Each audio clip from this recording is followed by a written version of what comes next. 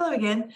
This is Josie from the Burley Public Library. We're here today. We're going to read some more of our Alice in Wonderland story. You'll notice behind me, we've got some Alice in Wonderland theme backdrops for you.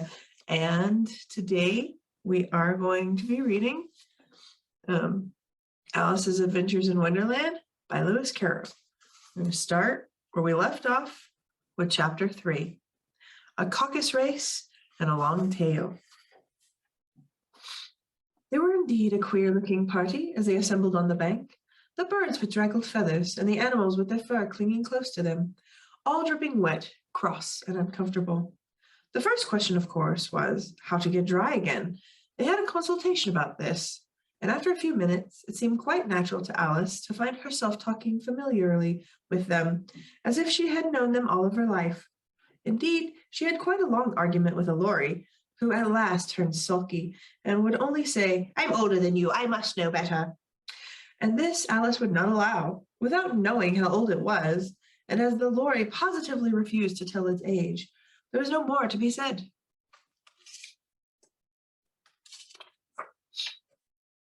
At last the mouse, who seemed to be the person of some authority among them, called out, "Sit down, all of you, and listen to me. I'll soon make you dry enough." They sat down all at once in a large ring, with a mouse in the middle. Alice kept her eyes anxiously fixed on it, for she felt sure she would catch a bad cold if she did not get dry very soon.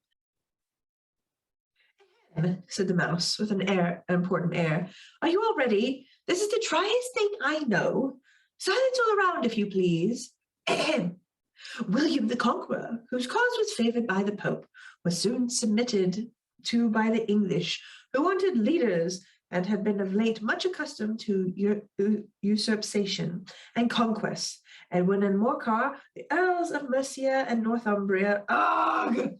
said the Lorry with a shiver. "I beg your pardon," said the mouse, frowning, but very politely. "Did you speak?" "Not I," said the Lorry hastily. "I thought you did," said the mouse. "I proceed. Edwin and Morcar, the Earls of Mercia and Northumbria, declared for him, and even Stigand, the patriotic Archbishop of Canterbury, found it advisable." "Found what?" said the duck. "Found it," the mouse replied rather crossly. "Of course you know what it means." "I know what it means well enough when I find a thing," said the duck. "It's generally a frog or a worm. The question is, what did the Archbishop find?" The mouse did not notice this question, but hurriedly went on. "Found it advisable to go with Edgar Atheling to meet William and offer him the crown. William's conduct at first was moderate, but the insolence of his Normans— How are you getting on now, my dear?" it continued, turning to Alice as it spoke. "As wet as ever," said Alice in a melancholy tone. "It doesn't seem to dry me at all." "In that case," said the dodo solemnly, rising to his feet, "I move that the meeting adjourn for the immediate adoption for a more energetic remedies." "Speak English," said the eaglet. "I do not know the meaning of half those long words, and what's more, I don't believe you do either." And the eaglet bent its head down to hide a smile. Some of the other birds tittered audibly. "What I was going to say," said the dodo in an offended tone, "was that the best thing to get us dry would be a caucus race." "What is a caucus race?" said Alice, not that she much wanted to know, but the dodo had paused as if it thought that somebody ought to speak, and no one else seemed inclined to say anything. "Why," said the dodo, "the best way to explain it is to do it. And as you might like to try the thing yourself some winter day, I will tell you how the dodo managed it. First, it marked out a race course in a sort of circle. The exact shape doesn't matter, it said. And then all the party were placed along the course, here and there. There was no 1, 2, 3 and away, but they began running when they liked and left off when they liked, so that not one was easy to know when the race was over.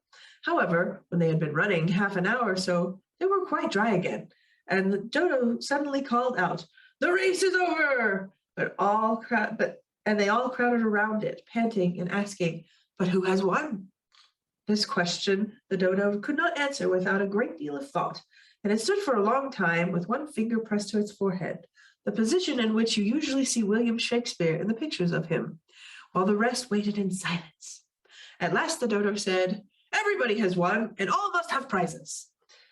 "But who is to give the prizes?" Quite a chorus of voices asked. "Why, she, of course," the dodo said, pointing to Alice with one finger. The whole party at once crowded around her, calling out in a confused way, "Prizes! Prizes!" And Alice had no idea what to do. And in despair, she put her hand in her pocket and pulled out a box of comfits. Luckily, the salt water had not got into it, and handed them around as prizes. There was exactly one piece all around. "But she must have a prize herself, you know," said the mouse. "Of course," said the dodo, replied very gravely. "What else have you got in your pocket?" it went on, turning to Alice. "Only a thimble," said Alice sadly. "Hand it over here," said the dodo. And then they all crowded round her once more, while the dodo solemnly presented the thimble, saying, "We beg your acceptance of this elegant thimble." And when it had finished this short speech, they all cheered. Yay!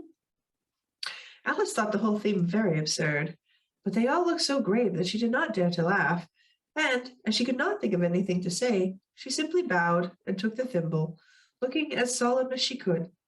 The next thing was to eat the comfits. This caused some noise and confusion, as the large birds complained that they could not taste theirs, and the small ones choked, and it had to be patted on the back.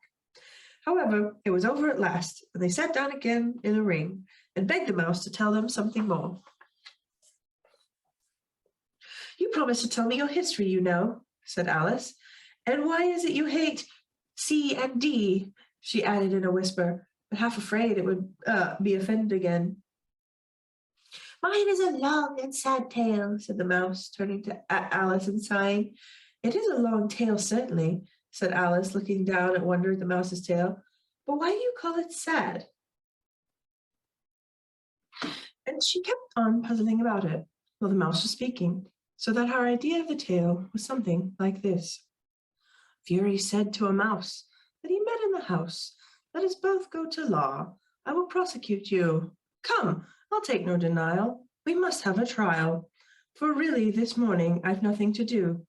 Said the mouse to the cur, "Such a trial, dear sir, with no jury or judge would be wasting our breath." "I'll be judge, I'll be jury," said the cunning old fury. "I'll try the whole cause and condemn you to death." "You are not attending," said the mouse to Alice severely. "What are you thinking of?" "I beg your pardon," said Alice very humbly. "You had got to the fifth bend, I think." "I had not," cried the mouse sharply and very angrily. "And not," said Alice, always ready to make herself useful, and looking anxiously about her. "Oh, do let me help you undo it." "I shall do nothing of the sort," said the mouse, getting up and walking away. "You insult me by talking such nonsense."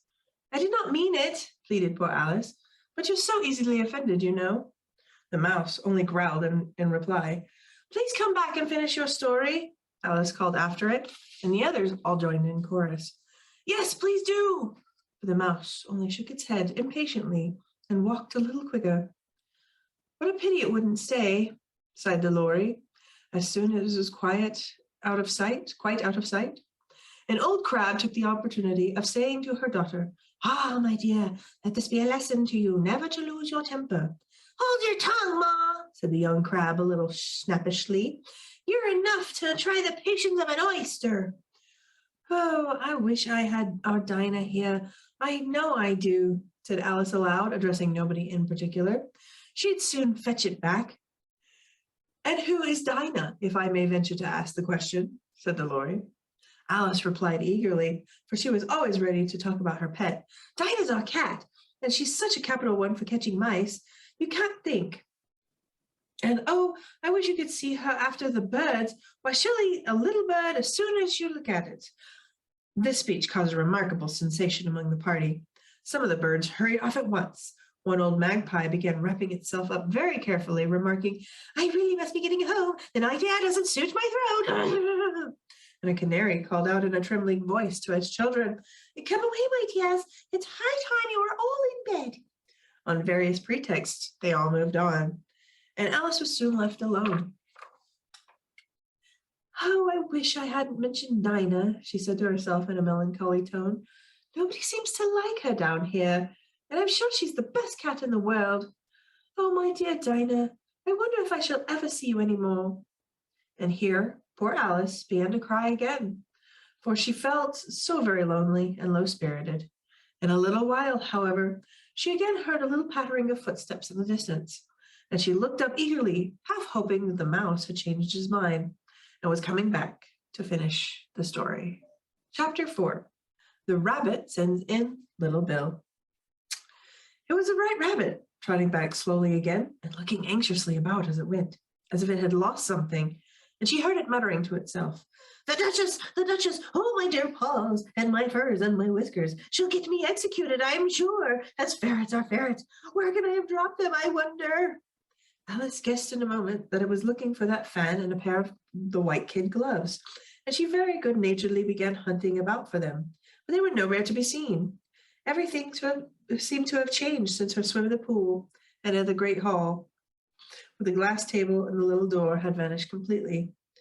Very soon the rabbit noticed Alice, and she went hunting about and called out to her in an angry tone, "Why, Marianne, what are you doing out here? Run home this moment and fetch me my pair of gloves and a fan, quick now!" And Alice was so much frightened that she ran off at once in the direction that it pointed to, without trying to explain the mistake that it had made. "He took me for his housemaid," she said to herself as she ran. "How surprised he'll be when he finds out who I am. But I'd better take him his fan and gloves. That is, if I can find them." And as she said this, she came upon a neat little house, on the door of which was the bright brass plate with the name W. Rabbit engraved upon it. She went in without knocking and hurried upstairs in a great fear lest she should find and meet the real Marianne, and be turned out of the house before she had found the fan and gloves. "How queer it seems," Alice said to herself, to be going messages for a rabbit. "I suppose Dinah will be sending me messages next." And she began fancying the sort of thing that would happen. "Miss Alice, come here directly and get ready for your walk."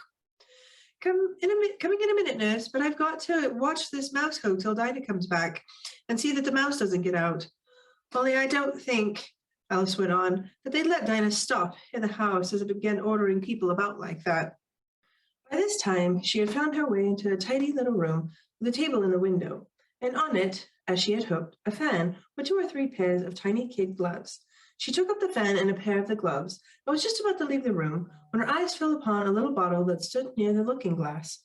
There was no label this time, but with the words "Drink me," but nevertheless she uncorked it and put it to her lips. "I know something interesting is sure to happen," she said to herself, "whenever I eat or drink something. So I'll just see what this bottle does. I do hope it'll make me grow large again, for really I'm quite tired of being such a tiny little thing." It did so indeed, and much sooner than she expected. Before she had drunk half the bottle, she found her head pressing against the ceiling and had to stoop to save her neck from being broken. She hastily put the bottle down, saying to herself, "That's quite enough. I hope I shan't grow any more. As it is, I can't get out of the door. I do wish I hadn't drunk quite so much." Alas, it was too late to wish for that. She went on growing and growing, and very soon she had to kneel on the floor. In another minute, there was not even a room for this, and she tried the effect of lying down with one elbow against the door and the other arm curled around her head. She went on growing, and, as a last resource, she put one arm out of the window and one foot up the chimney, and said to herself, "Now I can do no more, whatever happens. What will become of me?" Luckily for Alice, the little magic bottle had now had its full effect, and she grew no larger. Still, it was so very uncomfortable, and there seemed to be no sort of chance for her to even getting out of the room again. No wonder she felt unhappy. "It was so much pleasanter at home," thought poor Alice, "when I wasn't always growing larger and smaller, and being ordered about by mice and rabbits. I almost wish I hadn't gone down the rabbit hole. And yet, it's rather curious, this sort of life. I do wonder what can have happened to me. When I used to read fairy tales, I have fancied the kind of thing that never happened, and now here I am in the middle of one. There ought to be a book written about me, and there ought. And when I grow up, I'll write one. But I am grown up now," she added in a sorrowful tone. "At least there's no room to grow up any more here. But then," thought Alice, "I shall never get any older than I am now. That'll be a comfort. One way, I'll never be an old woman, but then I'll always have lessons to learn. Oh, I shouldn't like that. Oh, you foolish Alice, she answered herself. How can you learn lessons in here? Why, there's hardly room for you, and no room at all for lessons books. And so she went on, taking first one side, then the other, and making quite a conversation of it altogether. But after a few minutes, she heard a voice outside and stopped to listen. Marianne! Marianne! Then came a little pattering of feet up the stairs. Alice knew it was the rabbit coming to look for her, and she trembled till she shook the house, quite forgetting that she was now 1,000 times larger than the rabbit, and had no reason to be afraid of it. Presently, the rabbit came up to the door and tried to open it, but as the door opened inwards and Alice's elbow was pressed hard against it, that attempt proved to be a failure. Alice heard it say to itself, "Then I'll go around and get through the window." That you won't, thought Alice, and after waiting till she fancied she'd heard the rabbit just under the window, she suddenly spread out her hand and snatched it in the air. She did not get a hold of anything, but she heard a little shriek and a fall, and a crash of broken glass, from which she concluded that it was just possible it had fallen into a cumber frame or something of the sort. Next came an angry voice, the rabbit's. Pat! Pat, where are you? And then the voice she had never heard before. Sure then, I'm here, digging for apples, Your Honor. Digging for apples indeed, said the rabbit angrily. Here, come and help me out of this. Sounds of more broken glass. Now tell me, Pat, what's that in the window? Sure, it's an arm, Your Honor. He pronounced it arum. Arum. An arm, you goose. Who ever saw one that size? Why, it fills the whole window. It sure does, Your Honor, but it's an arm for sure, that's all. Well, it's got no business there, at any rate. Go and take it away. There was a long silence after this, and Alice could only hear whispers now and then, such as, Sure, I don't like it, Your Honor, at all. Do as I tell you, you coward. And at last she spread out her hand again and made another snatch in the air. This time there were 2 little shrieks, and more sounds of broken glass. What a number of cumber frames there must be, thought Alice. I wonder what they'll do next. As for pulling me out of this window, I only wish they could. I'm sure I don't want to stay in here any longer. She waited for some time without hearing anything more. At last came a rumbling of little cartwheels and the sound of a good many voices all talking together. She made out the words, Where's the ladder? Why, I had to bring one. Bill's got the other. Bill, fetch it here, lad. Here, put 'em up in this corner. No, tie 'em together first. Yeah, they won't reach half high enough yet. Oh, well, they'll do well enough. Don't be particular. Here, Bill, get hold of this rope. Will the roof bear it? Mind that loose slate. Oh, it's coming down, head below. A loud crash. Now, who did that? It was Bill, I fancy. Who's to go down the chimney? Nay, I shan't. You do it. Well, that won't do then. Bill's got to go down there. Here, Bill, the master says you've got to go down the chimney. Oh, so Bill's got to come down the chimney, has he? Alice said to herself. Why, they seem to put everything upon Bill. I wouldn't be in Bill's place for a good deal. This fireplace is narrow, to be sure, but I think I can kick a little.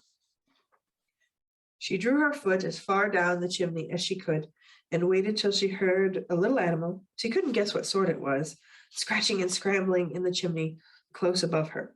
And then, saying to herself, This is Bill, she gave one sharp kick and waited to see what would happen next. The first thing she heard was a general chorus of, There goes Bill! Then the rabbit's voice alone, Catch him, you by the hedge! Then silence, and another confusion of voices. Hold up his head, Brandy, now. Don't choke him. How was it, old fellow? What happened to you? Tell us all about it. Last came a little feeble squeaking voice. That's Bill, thought Alice. Well, I hardly know. No more, thank ye. I'm better now, but I'm a deal too flustered to tell you. All I know is something comes at me like a jack-in-the-box, and up I goes out like a skyrocket. So you did, old fellow, said the others. We must burn down the house, said the rabbit's voice. And Alice called out as loud as she could, If you do, I'll send Dinah at you. There was a dead silence instantly, and Alice thought to herself, I wonder what they will do next. If they have any sense, they take the roof off. After a minute or two, they began moving about again, and Alice heard the rabbit say, A barrelful will do, to begin with. Barrelful of what? Thought Alice, but she had not too long to doubt, for the next moment a shower of little pebbles came rattling in at the window, and some of them hit her in the face. I'll put a stop to this, she said to herself, and shouted, You'd better not do that again, which produced another dead silence. Alice noted with some surprise that the pebbles were all turning into little cakes as they lay on the floor. And a bright idea came to her head. If I eat one of the cakes, she thought, it's sure to make some change in my size, and as I can't possibly make me larger, it must make me smaller, I suppose. So she swallowed one of the cakes, and was delighted to find that she began shrinking directly. As soon as she was small enough to get through the door, she ran out of the house and found quite a crowd of little animals and birds waiting outside. The poor lizard, Bill, was in the middle, being held up by 2 guinea pigs, who were giving it something out of a bottle. They made a rush at Alice the moment she appeared, but she ran off as hard as she could, and soon found herself in a thick wood. The first thing I've got to do, said Alice to herself as she wandered about in the wood, is to grow right to my size again. And the second thing is to find my way out to that lovely garden. I think that will be the best plan. It sounded like an excellent plan, no doubt, and very neatly and simply arranged. The only difficulty was that she had not the smallest idea how to set about it. And while she was peering anxiously about the trees, a little sharp bark just over her head made her look up in a great hurry. An enormous puppy was looking down at her with large round eyes and feebly stretching out one paw, trying to touch her. Poor little thing, said Alice in a coaxing tone. She tried hard to whistle to it, but she was terribly frightened all the time at the thought that it might be hungry, in which case it would be very likely to eat her up in spite of her coaxing. Hardly knowing what she did, she picked up a little bit of a stick and held it out to the puppy, whereupon the puppy jumped in the air and off all of its feet at once with a yell of delight and rushed at the stick and made believe to worry it. Then Alice dodged behind a great thistle to keep herself from being run over, and the moment she appeared on the other side, the puppy made another rush at the stick and tumbled head over heels in its hurry to get a hold of it. Then Alice, thinking it was very like having a game of play with a cart horse and expecting every moment to be trampled under its feet, ran around the thistle again. Then the puppy began a series of short charges at the stick, running a very little ways forward each time with a long way back and barking hoarsely all the while, till at last it sat down a good way off, panting, with its tongue hanging out of its mouth and its great eyes half shut.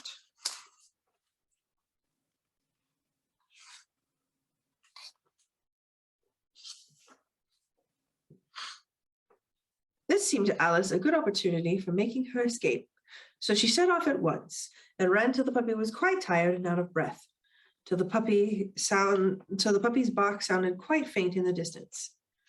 And yet what a dear little puppy it was, said Alice as she leant against the buttercup to rest herself and fanned herself with one of its leaves. I should have liked teaching it tricks very much, if only I'd been the right size to do it. Oh dear, I'd nearly forgotten that I'd got to grow again. Let me see. How is it to be managed? I supposed I ought to eat or drink something or other, but the great question is, what? The great question certainly was what. Alice looked all around her at the flowers and the blades of grass, but she could not see anything that looked like the right thing to eat or drink under the circumstances. There was a large mushroom growing near her, about the same height as herself, and when she had looked under it and on both sides behind it, it occurred to her that she might as well look and see what was on top of it. She stretched herself up on tiptoe and peeped over the edge of the mushroom, and her eyes immediately met those of a large blue caterpillar, who was sitting on the top with its arms folded, quietly smoking a long hookah and taking not the smallest notice of her or of anything else. Hi guys, this is Miss Josie. I realized after I had started recording and I was reading the book that I was not showing the pictures to the camera. So I decided to use the last few minutes of the video to show you the pictures. So that's why I'm not reading anything and I'm just lifting up the pages. So please enjoy and look at the pictures. Thanks. Bye. And that was chapters 3 and 4 of Alice's Adventures in Wonderland.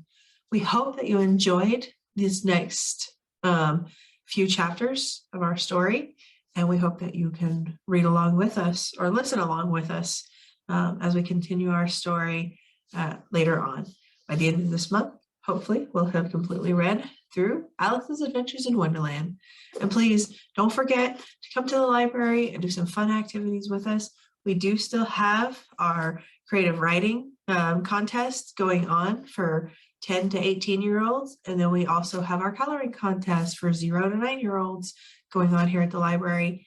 If you need any information, please contact us at Burley Public Library at bplibrary.org or call us at 208-878-7708.